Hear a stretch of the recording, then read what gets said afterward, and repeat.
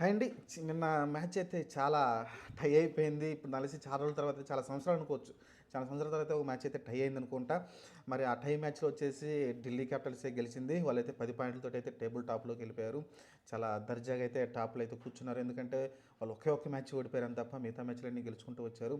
సరే ఏదేమైనప్పటికీ ఓవరాల్‌గా చూసుకుంటే మీకైతే ఆహ్, ఢిల్లీ క్యాపిటల్స్ ఏదైతే వాళ్ళు ఫస్ట్ నుంచి వాళ్ళు మంచి టీం ఉంది వాళ్ళ దగ్గర. మీరు చూసుకుంటే స్టార్టింగ్ మెకర్గర్ నేను మంచిగా ఆడడం కావచ్చు, అభిషేక్ పొరలా మంచిగా ఆడడం కావచ్చు, ఆ తర్వాత కేఎల్ రాహుల్ మంచిగా ఆడడం కావచ్చు, స్టబ్స్ ఆడడం కావచ్చు, లేకుంటే అక్షర్ పటేల్ కూడా కెప్టెన్ నాకు ఆడడం కావచ్చు. ఓవరాల్గా అయితే వాళ్ళ అందరి దగ్గర నుంచి అయితే స్కోర్స్ అయితే రావడం చూసాం మనమైతే. అభిషేక్ పొరలు నలిసి కొంచెం తక్కువలోనే పాపం 1 పరుతోటి హాఫ్ సెంచరీ మిస్ అయ్యాడు అనుకుంటాను. సరే ఏదేమైనప్పటికీ ఓవరాల్గా అటుపక్క చూసుకుంటే మీకు బౌలింగ్లో పర్లేదనిపించారు. టార్గెట్ పర్లేదు. ఆ టార్గెట్ 180 అంటే ప్లస్ అంటే కొంచెం టార్గెట్ కష్టంగానే ఉంటుంది. కానీ అక్కడ చూసుకుంటే మీకు స్టార్టింగ్‌లోనే సంజు శాంసన్ కావచ్చు, లేకుంటే మీకు జైస్వాల్ కావచ్చు, ఇద్దరు కూడా మంచిగానే అటాకింగ్ చేశారు పవర్ ప్లేలో. ఆ తర్వాత జైస్వాల్ కంటిన్యూషన్ చేశాడు. ఒక మంచి 50 కూడా రావడం చూసాం.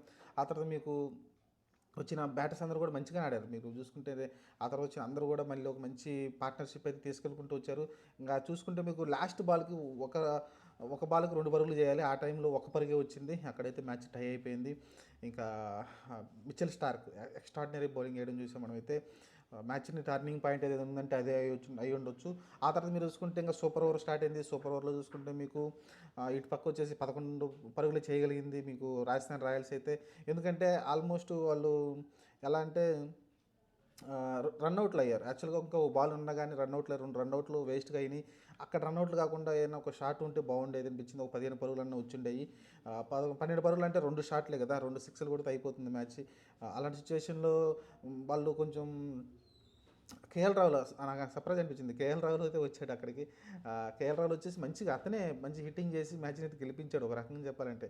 కేఎల్ రాహుల్ తక్కువ అంచనా వేసాను. యాక్చువల్‌గా కేఎల్ రాహుల్‌ని పంపించాలనుకున్నాను నేనైతే. స్టబ్స్ కూడా లాస్ట్‌లో ఆ 6 కొట్టడంతో అయితే మ్యాచ్ అయితే ఫినిష్ చేసేసాడు. ఓవరాల్‌గా అయితే ఇంకా 2 బాల్ మిగిలుండగానే వాళ్ళైతే ఆహ్, ఏదైతే సూపర్ ఓవర్ ఉందో దాన్నైతే మ్యాచ్ గెలిచేశారు.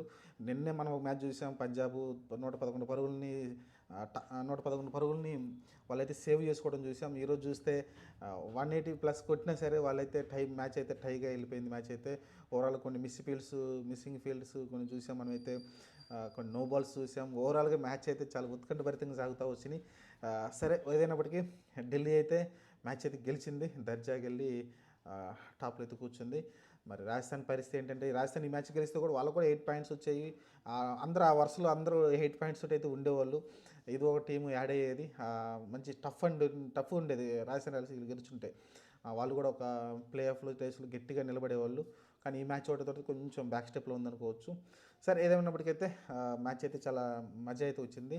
మరి మీరు కూడా ఎంజాయ్ చేస్తుంటే కామెంట్ అయితే చేయండి. అలా మీరు ఎక్కడ మీరు టర్నింగ్ పాయింట్ అనుకున్నారు ఈ మ్యాచ్‌లో?